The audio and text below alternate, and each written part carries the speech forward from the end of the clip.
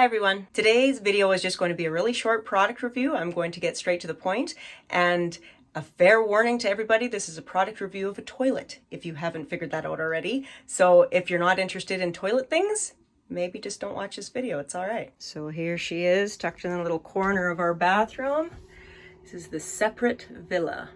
This is by far my favorite addition that we've made to the cabin since moving out here pretty much full time. For those of you who haven't been following our channel, we have a family of 6. We live off grid. Yes, we have an outhouse, but it's a bit of a walk away. And because we live in northern Saskatchewan, Canada, winters are long, they're cold. We can reach minus 40 degrees Celsius, minus 50 degrees Celsius, and there's a lot of dark hours in the day. So you could only imagine how a family with young children would appreciate an indoor toilet. It was a pretty big gamble us buying this toilet because we had bought it for about $1,500. It's a pricey toilet from the Cabin Depot when we had first moved out here, but it was a gamble I was willing to take. I was hesitant on it just for the fact I couldn't wrap my head around how is it not going to stink. And why you can see I thought it would stink is I will show you here how it works. This big lid, it kind of separates the toilet right in half. Goes up with some clicky poos there. And this whole bucket collects all of the solids. Liquids go down this front hole. But the magic to this toilet is its little 12-volt power hookup to a fan. Got a little filter here, and it fans and it vents out the back, so it is physically impossible for it to stink.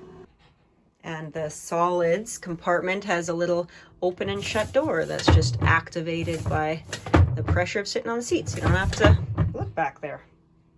It actually exceeded my expectations. You would have no idea anybody's going to the bathroom in this house, except for when Mama has to do the chore to empty it. About 3 to 4 weeks to fill. Now, I always like to empty it after about a week or after 2 weeks because I just rather do it more often than not and give my toilet a nice clean down. But if you really wanted to push it, darn near a month for my family of 6. You could only imagine if there was just 2 people living off grid, or you were just doing it for the off chance of, say, elders are coming to your cabin, or people that can't get to the outhouse for whatever reason, or you can only use your outhouse seasonally, or different types of reasons. It takes quite a while to fill up. Now, the odors that I'm talking about, I want to be clear, I am talking about the odors coming from the solids wastebasket.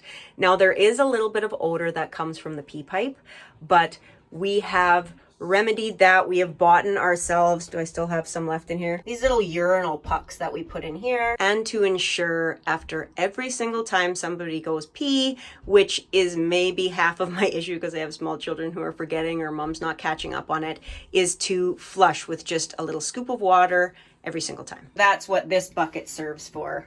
We just have our little scooper here and we give her a scoop every time someone's finished. Now I will take you outside to talk a little bit about the hookup. So there are some different options for venting, and we've chosen to come straight out the back wall. So that's this little vent right here. Just comes straight out of the toilet, the back of the toilet. And the diagram shows that the liquids can end up going into kind of a reservoir or a holding tank. But living off grid in the bush, and urine is actually great for nature, weirdly enough. We just have it going off of a gray water pipe, the exact same gray water pipe that carries our bath water and our shower and dishes and everything else. Now, in terms of dealing with a solids bucket, once I have to, I'm going to force you guys to walk all the way to the outhouse with me. It's actually not that far, but just imagine a little person waking up at 3 in the morning, minus 35 degrees Celsius, and saying, "Mommy, I have to pee," or "I have to do something else." And then we got to bundle up, and then it doesn't work once you get out here because you're freezing cold. And I'm not just going to use the kids as an excuse. I don't enjoy doing it either. Winter bathroom is no fun in an outhouse. So there is our outhouse. I have 2 holes. I will do you a favor and not show you inside of there. But I have another one dug just in case I run out of room this winter. I shouldn't, but...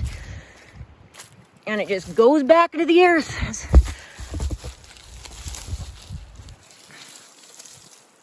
That's about as far as I got before I hit a boulder and I gave up. I just mosey up the hill with my little bucket. It has a lid. So you put your lid on and then you mosey up here and I throw our solids into those holes. So the great thing to recap about this toilet is I don't have to use the outhouse during cold winter months. It has 0 odor to it. other than the pee thing, but if you deal with it, it's perfectly fine.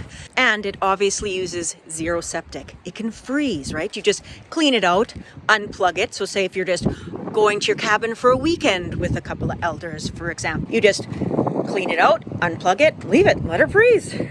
Come back, use it again when you want to. But I'm going to end the video there. This wasn't sponsored, by the way. This is a 100% honest review, and it has a huge thumbs up from the guest family. If you guys have any questions, just leave them in the comments below. I feel like I've kind of covered everything, but I will end it there. We'll see you next time. Bye.